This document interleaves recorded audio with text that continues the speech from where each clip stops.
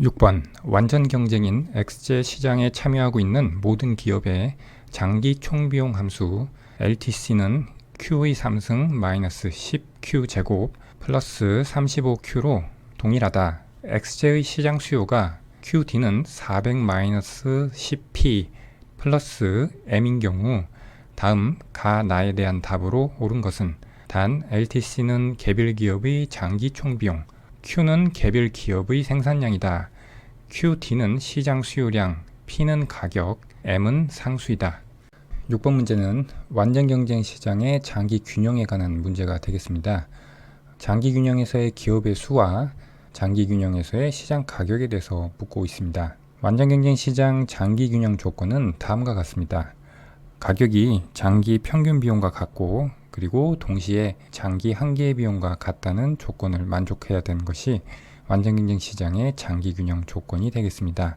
가격이 장기 평균 비용과 같다는 것은 이 시장에서 초과 이윤이 존재하지 않는다는 것을 의미합니다. 개별 기업 입장에서 평균 비용만큼 가격을 받는다는 것이니까 0의 경제적 이윤, 즉 초과 이윤이 제로인 상태라는 것을 의미합니다. 그래야 완전 경쟁 시장에 새로이 진입하거나 또는 이탈하는 기업이 없는 균형 상태가 되기 때문입니다.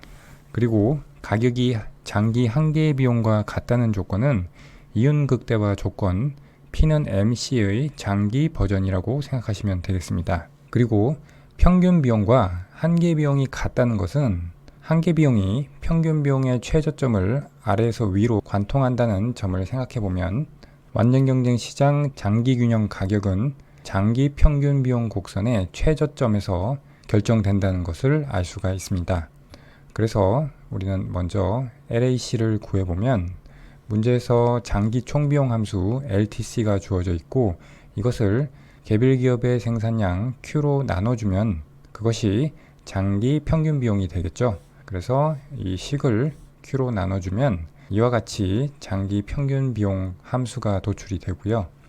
이것은 아래로 볼록한 2차 함수의 식이 되고 이것의 꼭지점을 구해서 Y좌표, 즉 가격이 바로 완전 경쟁 시장의 장기 균형 가격이 되겠습니다. 그래서 꼭지점의 좌표를 구해보면 이와 같이 되고요. 개별 기업의 생산량은 5일 때 높이가 10인, 그래서 5,10인 점이 나오고요. 따라서 장기 균형 가격은 10이 되고 개별 기업의 생산량 스몰 q는 5가 됩니다. 그리고 문제에서 주어진 시장 수요 함수에 장기 균형 가격 10을 대입을 하면 장기 균형 거래량이 나오게 됩니다. 지금 미지수가 P와 M인데 P에 10을 대입해서 정리하면 300 플러스 M이 나옵니다. 그래서 M의 값에 따라서 장기 균형 거래량이 결정이 되겠습니다. 가에서 보면 M이 100인 경우 장기 균형에서 기업의 수를 묻고 있는데 우리가 구한 장기 균형 거래량에 M 자리에 100을 대입하면 장기 균형 거래량은 400이 되고요. 이 장기 균형 상태에서 개별 기업의 생산량은 5니까 400을 5로 나누면 장기 균형에서 기업 수가 나오겠죠. 그래서 기업 수는 80개가 되고요. 그 다음 M이 200으로 증가하는 경우 새로운 장기 균형에서의 시장 가격은 장기 균형에서의 시장 가격은 10으로 항상 일정합니다. 왜냐하면 장기 평균 비용 곡선이 M의 영향을 받지 않기 때문에 M의 값과 관계없이 장기 균형 가격은 10이 됩니다. M은 장기 균형 거래량에만 영향을 미치기 때문이죠. 따라서 6번 문제는 가의 80, 나의 10이니까 답은 1번이 되겠습니다. 7번 시장 구조에 대한 다음 설명 중 옳은 것을 모두 고르면 7번 문제는 시장 조직 이론에 관한 문제가 되겠습니다. 가는 완전 경쟁 시장, 나와 다는 독점 시장, 라는 독점적 경쟁 시장에 관한 보기가 되겠습니다. 가부터 살펴보면 완전 경쟁 기업의 경우 생산 요소의 공급이 비탄력적일수록 단기 공급 곡선의 기울기가 가파르다. 완전 경쟁 기업의 단기 공급 곡선은 옆에 이 비용 함수들이 나와 있는데 단기 평균 비용 곡선, 그리고 단기 평균 가변 비용 곡선, 그리고 평균 고정 비용 곡선이 있겠습니다. 그 다음 단기 평균 비용 곡선과 단기 평균 가변 비용 곡선의 최저점을 아래에서 위로 관통하는 단기 한계 비용 곡선이 있습니다. 여기서 완전 경쟁 기업의 단기 공급 곡선은 단기 평균 가변 비용 곡선의 최저점에서 위로 뻗어 있는 단기 한계 비용 곡선을 의미합니다. 왜냐하면 만약 시장 가격이 단기 평균 가변 비용 곡선보다 낮다면 이 기업은 가변 비용도 회수하지 못하는 상태에 처하기 때문에 생산을 하면 할수록 손실을 입게 되기 때문에 생산을 중단하는 것이 더 이득이라서 이렇게 P1 이하의 가격에서는 생산량이 제로가 됩니다. 보기에서 생산 요소 공급이 비탄력적일수록 이것은 가격 변화에 따라서 생산량 변동에 제약을 받는다는 의미가 되겠습니다. 즉 가격이 만약 상승하면 공급량을 늘려야 되고요. 가격이 하락하면 공급량을 줄여야 되는데 생산 요소의 공급이 비탄력적이라고 하는 것은 생산을 하는데 필요한 생산 요소 수급에 어려움을 겪는다는 것을 의미하기 때문에 기업 입장에서 생산을 시장 가격 상승에 따라 증가시키기가 어렵게 됩니다. 따라서 단기 공급 곡선의 기울기가 가파르게 되는 것입니다. 그래서 가는 맞는 보기가 되겠습니다. 다음 나를 보겠습니다. 수요의 가격 탄력성이 1일 때 독점 기업의 한계 수입은 0이다. 단 수요 곡선은 우하향한다. 수요의 가격 탄력성과 한계 수입의 관계를 알 수 있는 아모르소 로빈슨 공식을 통해서 접근하면 되겠습니다. 한계 수입이 가격 곱하기 1 마이너스 수요의 가격 탄력성분의 1로 표시가 되는데 문제에서처럼 수요의 가격 탄력성이 1이라면 수요의 가격 탄력성 이 부분이 1이라면 1 마이너스 1이 돼서 우변이 전체적으로 제로가 되죠. 즉 한계 수입은 제로가 됩니다. 따라서 나는 맞는 보기가 되겠고요. 다 독점 기업이 직면하는 수요가 가격 탄력적일수록 독점 가격은 완전 경쟁 가격에 가깝다. 우리가 독점 기업과 완전 경쟁 기업의 이윤극대화 조건을 비교를 해보면 둘 다 한계 수입과 한계 비용이 같다는 조건은 동일합니다. 그런데 독점 시장에서는 가격이 한계 수입보다 높게 책정되는 데 반해 완전 경쟁 기업에서는 시장에서 주어진 가격을 기업 입장에서 그대로 받아들여야 하는 가격 수용자의 위치에 있기 때문에 가격과 한계 수입이 같게 돼서 결국 한계 수입과 한계 비용이 같다는 조건은 가격과 한계 비용이 같다는 조건과 같게 됩니다. 이 점이 독점 기업과 완전 경쟁 기업이 차이가 나는 점인데 왼쪽에 그래프를 보면 이것은 독점 기업의 단기 균형을 나타내고 있는 그래프가 되겠습니다. 시장 수요 곡선이 그려져 있고요. 시장 수요 곡선이 직선이니까 이것의 기울기가 2배인 한계 수익 곡선이 그려져 있고 그리고 편의상 한계 비용은 일정하다고 가정을 했습니다. 그래서 한계 수익과 한계 비용이 일치하는 A점 선상에서 독점 기업의 단기 균형 거래량이 결정이 되고 시장 가격은 시장 수요 곡선의 높이인 이 P1만큼의 가격으로 결정이 됩니다. 그래서 시장 가격은 이 P1의 높이고요. 한계 수입은 지금 이 A점의 높이가 되겠죠. 한계 수입 곡선의 높이니까. 그래서 시장 가격이 한계 수입보다 더 큰 상황이 되겠습니다. 그게 바로 여기 있는 이 2번에 해당하는 건데 그런데 완전 경쟁 기업에서는 시장에서 주어진 가격을 그대로 받아들여야 하니까 시장 가격과 한계 수입 간의 괴리가 발생하지 않게 됩니다. 문제에서 독점 기업이 직면하는 수요가 가격 탄력적일수록 그러면 이 아모르소 로빈슨 공식에서 봤을 때 수요가 가격 탄력적이다 했으니까 지금 이 부분이 커진다는 것이죠. 분모가 커지니까 이렇게 1에서 빼지는 부분이 0에 가깝게 되고 그러면 한계 수입은 시장 가격 P에 수렴하게 됩니다. 즉 완전 경쟁 기업이 이윤 극대화를 하는 조건처럼 가격과 한계 수입이 같게 됩니다. 그렇게 되면 독점 기업 입장에서 한계 수입과 한계 비용을 일치시키는 것이 이윤 극대화 조건이었는데 한계 수입이 가격에 수렴하게 되니까 결국 가격과 한계 비용이 같게 되는 효과가 있습니다. 그러므로 다도 맞는 보기가 되겠습니다. 마지막으로 독점적 경쟁 시장에 관한 내용이 되겠습니다. 독점적 경쟁 시장에 참여하는 기업의 장기 균형 생산량은 평균 총 비용이 최소화되는 생산량 수준에서 결정된다. 오른쪽에 독점적 경쟁 시장의 장기 균형에 관한 그래프가 나와 있습니다. 시장 수요 곡선이 그려져 있고요. 그리고 한계 수익 곡선이 그려져 있습니다. 그 다음 비용 곡선들이 장기 평균 비용 곡선과 장기 평균 비용 곡선의 최저점을 아래서 위로 관통하는 장기 한계 비용 곡선이 있습니다. 독점적 경쟁 시장의 장기 균형에서는 다음과 같은 조건이 충족이 됩니다. 장기 한계 수입과 장기 한계 비용이 일치합니다. 그래서 이 그래프에서 장기 한계 수입 곡선과 장기 한계 비용 곡선이 일치하는 점에서 장기 균형 생산량이 결정이 되고요. 그리고 그 선상에서 수요 곡선과 만나는 이 점의 높이, 즉 P1의 가격에서 장기 균형 가격이 결정이 됩니다. 여기서 특이한 점은 장기 평균 비용 곡선이 시장 수요 곡선과 접한다는 것입니다. 즉 장기 균형 시장 가격과 장기 평균 비용이 같아지게 됩니다. 장기 평균 비용 곡선이 우하향하는, 즉 감소하는 구간에서 수요 곡선과 접하게 되고요. 이 선상에서 생산량 수준이 결정이 되는데, 지금 보기에서는 장기 균형 생산량이 평균 총비용이 최소화되는 생산량 수준에서 결정된다고 했는데, 평균 총비용이 최소화되는 생산량 수준은 오른쪽에 위치하고 있죠. 따라서 라는 틀렸고요.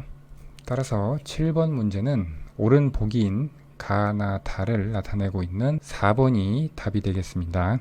8번, 다음 세 가지 경우의 가격 탄력성, 절대값 기준 A, B, C 크기를 올바르게 비교한 것은 단 QD는 수요량, P는 가격을 나타낸다.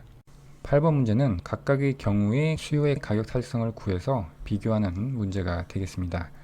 수요의 가격 탄력성은 마이너스 가격의 변화율분의 수요량의 변화율이 되고요. 그래서 식으로 나타내면 이와 같이 가격을 P, 수요량을 QD라고 할 때 이렇게 표현을 할 수가 있겠습니다. 그리고 변화분으로 이렇게 쪼개서도 표현을 할 수가 있겠습니다. 그리고 아모로소 로빈슨 공식을 통해서 한계 수입과 시장 가격이 주어졌을 때 수요의 가격 탄력성을 구하는 방식으로도 구할 수 있겠습니다. 경우 1번부터 보면 한계 비용이 10으로 일정한 독점 기업이 이윤 극대화를 위해 가격을 20으로 책정하였다. 바로 이 아모로소 로빈슨 공식을 통해서 구할 수 있는 수치들이 나와 있죠. 이윤 극대화 가격에서 시장 수요의 가격 탄력성을 구하는 문제가 되겠습니다. 독점 기업은 한계 수입과 한계 비용이 같은 조건을 만족해야 되겠죠. 그런데 한계 비용이 10으로 일정하다고 했으니까 한계 수입도 10이 돼야 되겠죠. 한계 수입을 우리가 알았고, 그리고 가격이 20이라는 것을 알았으니까 아모로소 로빈슨 공식을 통해서 한계 수입에 10을 대입하고 가격에 20을 대입해서 정리를 하면 수요의 가격 탄력성은 2가 나옵니다.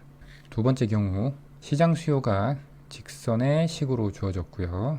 그리고 가격도 주어졌습니다. 이 가격에서 시장 수요의 가격 탄력성을 구하는 문제인데, 우리는 이 수요의 가격 탄력성의 식을 가지고 풀면 되겠습니다.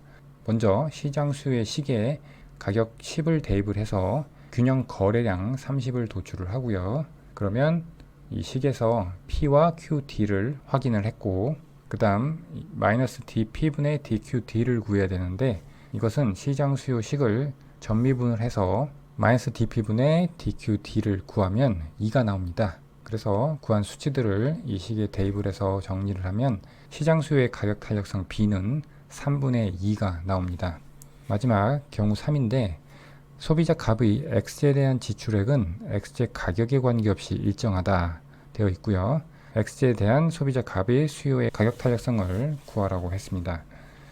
X에 대한 지출액은 X제 가격 곱하기 X제의 수요량이 되는데, 이것이 X제 가격에 관계없이 일정하다고 했습니다. 그 이야기는 가격이 변화할 때 수요량은 수요의 법칙에 의해서 반대로 변화하게 되는데, 가격이 상승했다고 해보면 그 상승한 비율만큼 수요량이 감소해야 X제에 대한 지출액이 일정하게 유지가 되겠죠.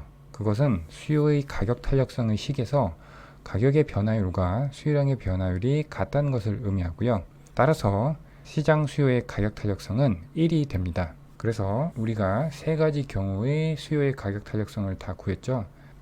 A가 2고 B가 3분의 2, C가 1이 되니까 대소관계를 나타내면 A, C, B가 되겠죠. A, C, B를 나타내고 있는 보기 2번이 답이 되겠습니다. 9번 소비자 선택은 주어진 소득으로 효용을 극대화하는 문제로 접근, 즉 효용 극대화 접근 방법으로 접근하거나 주어진 효용을 달성하기 위해 지출을 극소화하는 문제로 접근, 즉 지출 극소화 접근 방법으로 할 수가 있다. 다음 설명 중 옳은 것을 모두 고르면. 9번 문제는 효용 극대화 접근 방법과 지출 극소화 접근 방법의 비교에 관한 문제가 되겠습니다. 소비자 선택 이론에 있어서 대표적인 두 가지 접근 방법이 되겠습니다. 첫 번째, 효용 극대화 접근 방법은 말 그대로 효용을 극대화하는 방법이 되겠습니다. 효용을 목적 함수로 설정하고 제약 조건으로 예산 제약식을 설정하는 방식을 의미합니다. 반면 지출 극소화 접근 방법은 지출액을 목적 함수로 해서 극소화하는데 제약 조건으로 주어진 효용하에서 지출을 극소화하는 방식이 되겠습니다. 이 둘 모두 극대화 또는 극소화의 일개 조건은 한계 대체율과 상대 가격 비율을 일치시키는 것입니다. 그리고 지출 극소화 접근 방법에서 도출된 보상 수요 함수를 목적 함수에 대입을 하면 지출 함수가 도출이 되는데, 이 지출 함수는 제약 가격이 주어졌을 때 특정한 효용 수준을 달성하기 위해서 필요한 최소한의 지출을 나타내는 함수가 되겠습니다. 보기 가를 보면 효용 극대화 접근 방법으로 도출된 수요 함수는 가격과 효용의 함수이다 라고 되어 있는데, 이것은 보통 수요 함수를 의미하고요. 보통 수요 함수는 가격과 소득의 함수죠. 그래서 이 부분이 틀렸고요. 그 다음 소득 M 바로 효용을 극대화하는 경우 극대화된 효용이 U스타라고 하면 U스타의 효용을 달성하기 위해 극소화된 지출은 M 바이다. 이 문장의 앞부분은 효용 극대화 접근 방법에 대한 설명이고요. 문장의 뒷부분은 지출 극소화 접근 방법에 대한 설명이 되겠습니다. 이것은 그래프를 통해서 한번 살펴보도록 하겠습니다. 우리가 효용 극대화 접근 방법과 지출 극소화 접근 방법을 살펴봤는데, 효용 극대화 접근 방법은 주어진 예산 제약 하에서, 즉 이렇게 우하향하는 직선의 예산 제약식 하에서 가장 효용을 극대화하는 점을 찾으면 효용 함수에서 도출된 무차별 곡선이 예산 제약선에 접하는 이 빨간 점이 됩니다. 그래서 소득 M으로 효용을 극대화하는 경우 극대화된 효용을 지금 여기는 U 바라고 했는데 이것을 U 스타라고 하면, 그러면 U 스타의 효용을 달성하기 위해 극소화된 지출은 M 바이다 라고 되어 있는데, 지출 극소화 접근 방법을 보면 주어진 어떤 특정 수준의 효용을 달성하기 위해서 필요한 최소한의 지출을 구하는 방식인데,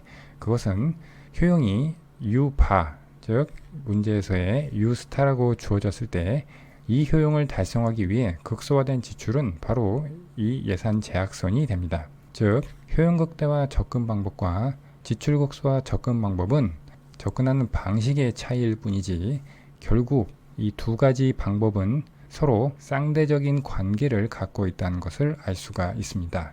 따라서 이 나는 그것에 대한 서술이므로 맞는 보기가 되겠습니다. 이 보기 나는 우리가 앞에서 효용 극대화 접근 방법에서 도출한 간접 효용 함수, 지출 극소화 접근 방법에서 도출한 지출 함수를 봤는데, 나의 앞부분은 소득 M 바로 효용을 극대화하는 경우 그 극대화된 효용을 나타내는 함수가 간접 효용 함수이고요. 이 문장 뒷부분은 U 바, U 스타의 효용을 달성하기 위해 극소화된 지출을 나타내는 함수가 바로 이 지출 함수가 되겠습니다. 간접 효용 함수와 지출 함수는 서로 변환을 할 수가 있는데, 식을 보면 간접 효용 함수는 제약 가격과 소득의 함수가 돼서 거기서 효용이 도출되는 것인데, 얘를 소득에 대해서 정리를 하면, 즉 가격과 효용의 함수로 소득을 표현을 하면 지출 함수가 되는 성질을 가지고 있습니다. 거꾸로 지출 함수를 간접 효용 함수로도 변환을 할 수가 있습니다. 그래서 이 보기 나는 맞는 설명이고요. 마지막으로 보기 다, 지출 극소화 접근 방법으로 도출된 수요 곡선은 우상향할 수 없다. 효용 극대화 접근 방법에서 보통 수요 곡선이 도출이 되고 지출 극소화 접근 방법에서 보상 수요 곡선이 도출이 되는데, 지출 극소화 접근 방법으로 도출된 수요 곡선이라고 했으니까 보상 수요 곡선을 의미한다고 하겠습니다. 이 보상 수요 곡선은 우상향할 수 없다라고 되어 있는데 왜 그런지 보겠습니다. 최초에 A라는 점에서 효용 극대화 또는 지출 극소화가 달성되고 있었습니다.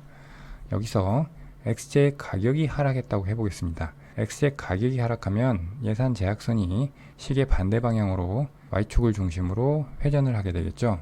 이랬을 때 새로운 효용 극대화점은 C점이 되고요. 그런데 이것은 효용 극대화 접근 방법에 의해서 도출한 효용 극대화점이 되고요. 즉 주어진 소득 하에서 X의 가격이 하락하면 두 가지 효과가 발생합니다. 먼저 X의 상대 가격이 하락하는 효과에 의해서 대체 효과가 발생하게 됩니다. 상대적으로 가격이 하락한 X의 소비량을 늘리는 대체 효과가 발생하게 되는데 그것은 그래프에서 A점에서 B점으로 이동하는 것을 나타냅니다. 즉 기존 효용을 유지한 채로 상대 가격만 변화했을 때 소비점의 변화를 나타내는 것이 대체 효과가 되겠습니다. 그 다음 B에서 C로의 이동은 소득 효과가 되는데 그것은 X의 가격이 하락하면 이 소비자의 실질소득이 증가하기 때문에 만약 X제가 정상제라면 실질소득 증가에 따라서 소비량을 늘리게 됩니다. 그래서 B에서 C로 X제의 소비량이 늘어나게 되는데 이것은 소득 효과가 되겠습니다.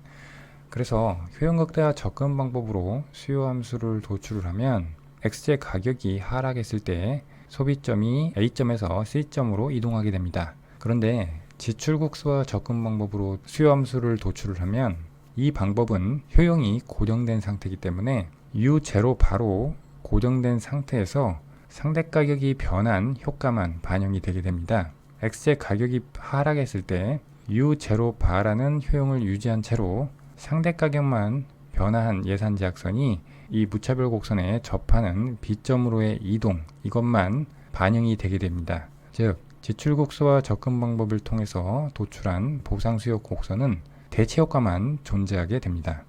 그러면 여러 가지 나올 수 있는 모든 경우를 다 망라해서 보통 수요 곡선과 보상 수요 곡선의 모습에 대해서 살펴보겠습니다.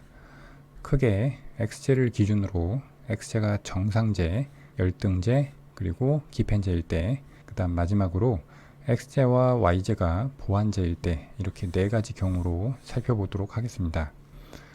우리가 방금 전에 X제가 정상제인 경우를 살펴봤죠. 그래서 보통 수요 곡선은 X의 가격이 하락했을 때 대체 효과와 소득 효과가 모두 작용해서 수요 곡선이 그려지고요.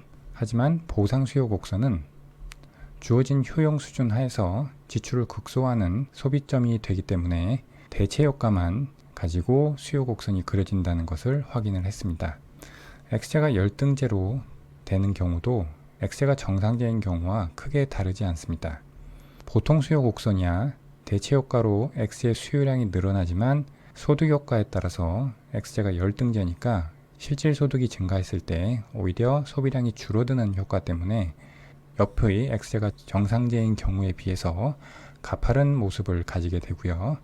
그런데 보상 수요 곡선은 X제가 열등제라고 하더라도 소득 효과가 반영되지 않고 대체 효과만 반영하기 때문에 X제가 정상제인 경우와 동일한 기울기를 가진 수요 곡선이 그려지게 되겠습니다. 그 다음 X제가 기펜제일 때 이 경우에도 X제의 보상 수요 곡선은 동일합니다. 대체 효과만 반영되기 때문이죠. 하지만 보통 수요 곡선은 소득 효과가 열등제에 비해서 대체 효과를 압도할 정도로 크게 발생하기 때문에 소비량 자체가 최초 균형보다도 더 감소하게 됩니다. 즉 X제 가격이 하락했음에도 불구하고 수요량이 오히려 감소하는 수요의 법칙에 위배되는 현상이 나오게 되는데 그래서 보통 수요 곡선은 우상향의 모습을 가지게 됩니다. 마지막으로 X제와 Y제가 서로 보완제일 때 이렇게 미니멈 함수에서 도출된 레온티에프형 효용 함수가 있다고 할 때 이 효용 함수에서 도출된 무차별 곡선의 특징은 대체 효과는 존재하지 않고 소득 효과만 존재한다는 특징이 있습니다. 먼저 보통 수요 곡선은 A점에서 소비를 하고 있을 때 X의 가격이 하락하면 이 C점으로 이동하게 되는데 이 이동 과정에서 대체 효과는 제로고 A에서 C까지의 효과가 온전히 소득 효과로만 이루어져 있습니다. 그래서 우하향하는 모습을 가지게 되고요. 물론 여기서도 암묵적으로는 X제가 정상제라는 가정이 들어가 있습니다. 만약 X제가 열등제라면 소두효과가 음의 소두효과니까 이 C점이 A점보다 왼쪽에 위치하게 되겠죠. 그렇게 되면 X제의 보통 수요함수는 우상향하는 형태가 될 것입니다. 그 다음 보상수요 곡선을 보면 대체효과가 제로니까 X의 가격이 하락해도 보상수요 곡선은 원래의 소비점을 유지하게 됩니다. 그래서 보상수요 곡선은 수직의 모습을 가지게 됩니다. 종합하면 모든 경우에 있어서 보상수요 함수는 기본적으로 대체효과만을 반영하기 때문에 우하향하는 모습을 가지게 되고, 만약 대체효과가 없는 레온티에프형 효용함수인 경우에는 수직의 모습을 가지게 됩니다. 다시 보기로 돌아와서 달을 보면 지출국소와 접근 방법으로 도출된 수요곡선, 즉 보상수요곡선은 우상향할 수 없다. 우하향하거나 수직인 경우 두 가지만 나올 수가 있죠. 따라서 다도 나처럼 맞는 보기가 되겠고요. 그러므로 9번 문제의 답은 옳은 것, 나 다인 5번이 답이 되겠습니다. 10번 시장 수요의 역함수가 P는 30-Q인 복점 시장에서 두 기업 A와 B가 동시에 자신의 생산량을 결정하는 꾸르노 경쟁을 한다. 두 기업의 비용함수가 각각 다음과 같을 때 내시 균형에서 기업 A의 생산량은 단 P는 시장 가격, Q는 스몰 QA 플러스 스몰 QB, 그리고 스몰 QI는 기업 I의 생산량이다. 10번 문제는 복점 시장의 꾸르노 경쟁에 관한 문제가 되겠습니다.